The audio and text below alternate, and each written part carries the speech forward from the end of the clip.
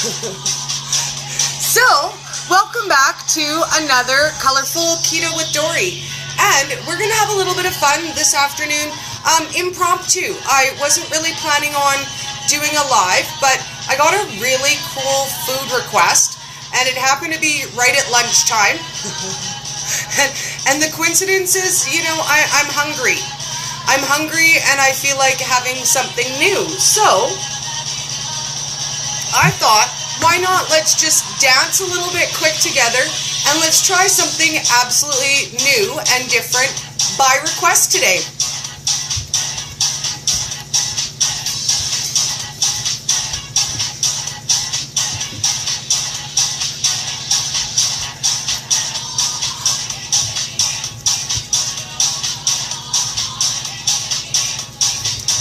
So this is what we're going to try to do together today, because it was like such a super cool request. I'm just going to turn this down a little bit, not too much because my oven is loud too, so I kind of want to give you guys something better to listen to in the background than my oven going, because we're making pizza. But this is the request that I got today. So as I was coming in to make lunch, I got a message from my favorite keto warrior Wendy, and she came across a request for a pizza that doesn't have any nuts, and they're also allergic to most seeds. So we wanted to try something, and she asked me if I have a recipe. I've got a conversion in mind. I have never made it, but I want to try it, and I'm hungry, so I thought let's try it. So what we're going to do today, I'm just going to make a half batch, because it's for me, and we know Dory's eat lots. And a fathead pizza recipe makes enough for 3 small pizzas or 1 large pizza for your family. So what we're going to do today, hello Carol darling, can you ladies do me a favor on Facebook? Can you share this to my Colorful Keto Buddy group so that they can watch it live and then they don't have to wait until I'm done? I love you darlings, it's so nice to see you. So what we're going to do is we're going to do like a conversion of a fathead pizza, and we're going to do it with a base of blonde ground flax, and we're going to make it with psyllium husk, because this person can have these things, not nuts, not an assortment of a lot of seeds, no pumpkin seeds, no tree nuts. So what we're going to do today, we're going to do a half of a batch. So first thing I'm going to do is I'm going to give you guys the ingredients to make a whole batch, and then we're going to set about making a half batch. So to make a whole batch, you're going to use 1 cup of shredded cheese. Now this is of your choice. Today I'm using cheddar. Mozzarella gives you less of a sharp flavor, but I love cheddar-based pizzas. Then we're going to use, for the full recipe, 1 tablespoon of cream cheese. Then we're going to use 3/4 of a cup of blonde ground flax. And yes, you can substitute it for the dark brown if you only have the dark brown, but it's going to make it a darker crust. It's going to be more like, almost like a rye or a brown bread crust, which I don't think would be bad. It's just going to taste different than what we're making today. And then for the full batch, you're going to use 3/4 of a cup of psyllium husk. Now we're swapping this out for almond flour. Hello, greetings from the UK on Instagram. Darling. Queen wave. Queen wave. Everybody get your queen waves out. We love the queen wave. So the first thing we're going to do is we're going to take our half a cup, because I'm making a half batch. So I gave you guys the ingredients for the full batch. We're going to make a halfer.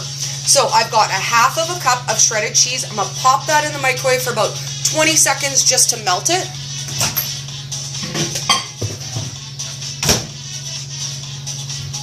There we go. And then, because again, we're making a half batch, we're going to use a half of a tablespoon of cream cheese. And it's funny, because I literally had this much tucked away, because I had planned 1 more chocolate cake with a cream cheese filling that I didn't make yet. So I literally, like, look at it's in there, guys. I stashed it away. And I was hiding it for my cream cheese rainy day. So it worked out perfectly that that's the exact amount that I have. So I'm going to grab the melted cheese. And see how we're melted, but we're not completely melted. We don't want to cook it. If you cook it, it's going to get really greasy and oily on you at this point. So then we're going to add our cream cheese. And look, I even get to hoard another half because it looks like I have a whole tablespoon and I only need a half. What? I'm having something with cream cheese later. Yeah, I am.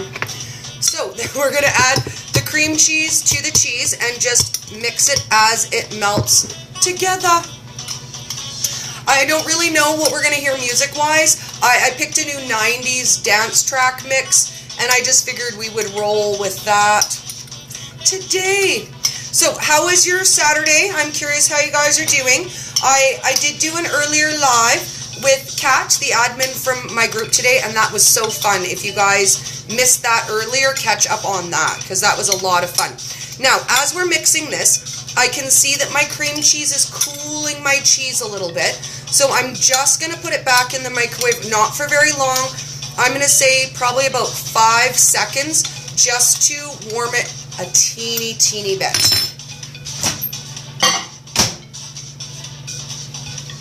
Yes. And I'm curious if you guys have tried the Fathead pizza yet, because this is a conversion of that. So I'm curious if you guys have tried that. I love it at my house. I won't lie, I put off making it for a really long time because I thought it would be complicated. I was sure it looked too much like real pizza. It was going to be too much like real work, and I didn't try it for a long time. And I would just make regular pizza for my family and just a small no-crust pizza for me. And the first time I made Fathead dough crust pizza in my house, my guy was like, that's how we have pizza in our house now. We don't have regular pizza. I don't buy regular pizza. We don't order regular pizza. We just do the Fathead pizza, but in a million different variations. Like, any way you want to make it, you can do it, and that's the basis of what we're doing today. Oh, Fathead bagels. Do you know what? That's another one, guys. I will admit, we're going to have to try that together, because I have been intimidated by bagels. I have been because pre-keto I wasn't a baker, and I had a really difficult time wrapping my brain around the difference between wheat baking and non-wheat baking. And I'm going to say this, for me, this way is easier. It's less precise. It's more by feel. I find that I bake more like I used to cook. Oh, pinch of this, pinch of that. Oh, you start to know the texture, the feel. When I look at a recipe, I can say, oh, I know exactly what I would swap that out for. Now, we're going to use half the amount, so I'm going to do 3/4 of a cup total between my psyllium husk and my blonde flax. And I don't know what that exact number is in between, other than to make it half and half in my 3/4. So that's what we're doing. We're making it half and half in my 3/4 of a cup between our blonde flax and our psyllium husk. Now, I don't know where everybody purchases this. I know I buy mine in bulk at my local bulk barn. I have been told some Walmart sell it, some grocery stores. The majority of your health food stores should sell it. But I'm going to say this. The problem that we come across doing things on the internet and even in my buddy group is we're all from different places. So we'll see a really awesome product and be like, oh, where do I get it? I must have. Oh, I need it. I must have. And then we hit our group and say, oh my goodness, that's so awesome. Where did you buy that? But we don't all have the same accessibility to the same products. So I'm going to say you got to do a little sourcing. You have to do a little research.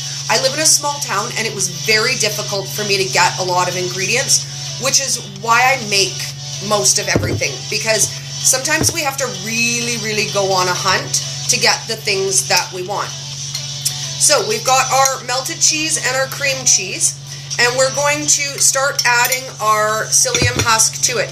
Now again, because I've chatted, and this is the beauty of this where you can't really go wrong, I've chatted, it's a little bit cold again, so we're going to put it in the microwave just for another 5 seconds, because we want to be able to add ingredients to it, and it's kind of blobby now.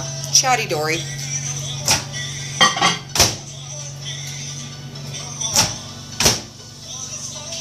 There we go.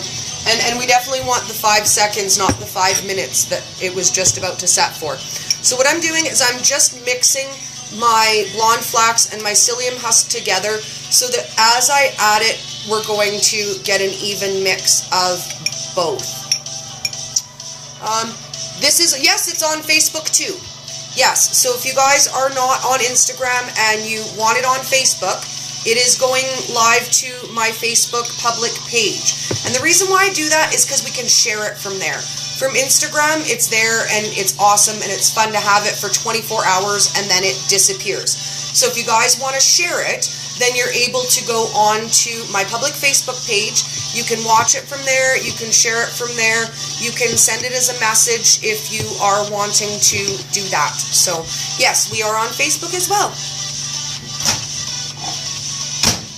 Okay, so we're all melted again to a nice texture this time, Chatty Dory. And I'm just going to start spooning it in a tablespoon, 2 tablespoons at a time. Now, the same with any fathead dough. You're going to kind of go to the right texture that you want, and until you try it a time or two, you just add until it's the right thickness to roll out a pizza dough. Now, psyllium husk does absorb a lot more moisture than an almond flour does. So it might use considerably less than the 1.5 cups of flour that your standard would use. So we're just going to kind of mix it as we go, try it as we go, and if it ends up different than what I figured the original conversion would be, then we will adjust for that and change that in the recipe itself. But this is kind of what happens. Like, this is how I try new things. This is how I get inspired to try new things. Either people in my group or groups that I network with have issues, you know, and they'll message me and say, "Hey Dory, I've got a really good one." I love the really good ones, by the way. If you have really, really good, difficult requests, those are my favorite. So, and this smells really nice. I really like the smell of golden flax. Okay, let's not now. It wants to tell me that my iPad storage is full. I don't know why that matters to me right now, but apparently it's very pertinent information. So, now, as I'm mixing this, it kind of warms a little bit. So I want you guys to see that it starts to stick together at this point a little bit, that we're going to put it out on our parchment paper, and I'm going to add a little bit of our flour, faux flour mix to the bottom, and I'm going to start kneading it in more like you would with a regular pizza dough, and just kind of knead it in and roll it in, squish it in, all at the same time. And I'm going to say definitely the psyllium husk does expand more. I think we're going to end up using about half of the amount that I use when I use it with almond flour. So I think this is going to be a good budget saver as well. So we want it until it's about the texture of a nice solid ball, and then I'm going to warm it just a little bit more so that it will roll out nice and flat for us, just to bring it all together as the cheese melts. So I'm going to pop this in there. I'm going to put it in the microwave for 7 seconds and quick rinse my hands.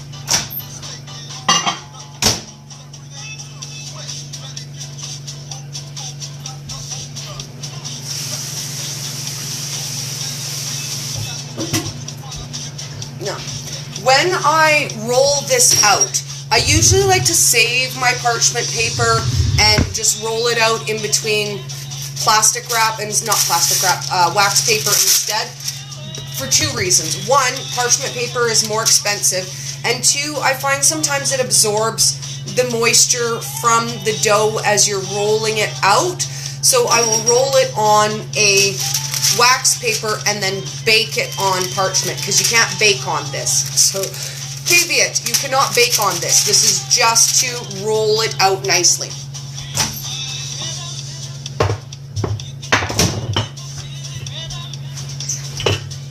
Hey doll. Yes, I am on, just in case you're curious. I do have coffee water on it if you want a coffee in a minute. I'm just making a quick pizza for lunch for me and for Jacob. Okay, so we're just going to fold that in half and we're going to roll it out.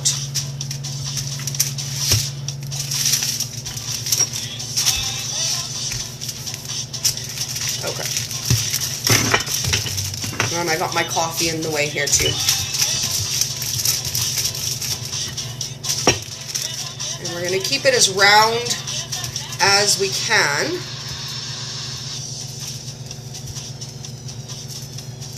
And just kind of fold it in. And depending on the thickness, this is going to make a difference to the crispness of your pizza base. So the thinner you roll it, the thinner, lighter, crispier base you're going to get out of it. Oh, let's close that. We're almost low battery, so let's get this in the oven. And then I can post the results for you guys. I didn't realize I was that low on battery.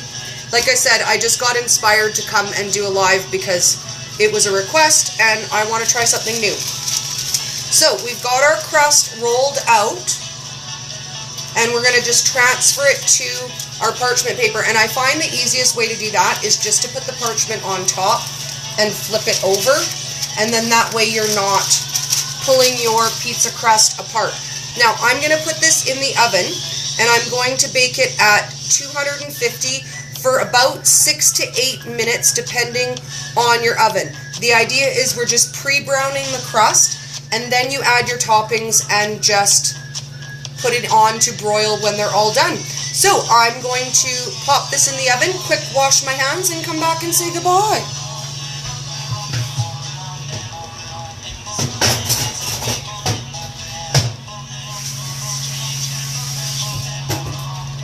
Okay, and my towel for my hands. Okay, lovelies. So I will charge up my stuff and I will pop back shortly and show you what the cooked crust looks like. And then we're just going to put together a spicy Italian sausage topping on it and I'm going to have some lunch. So I'll see you in a few minutes, ladies. Ta-ta.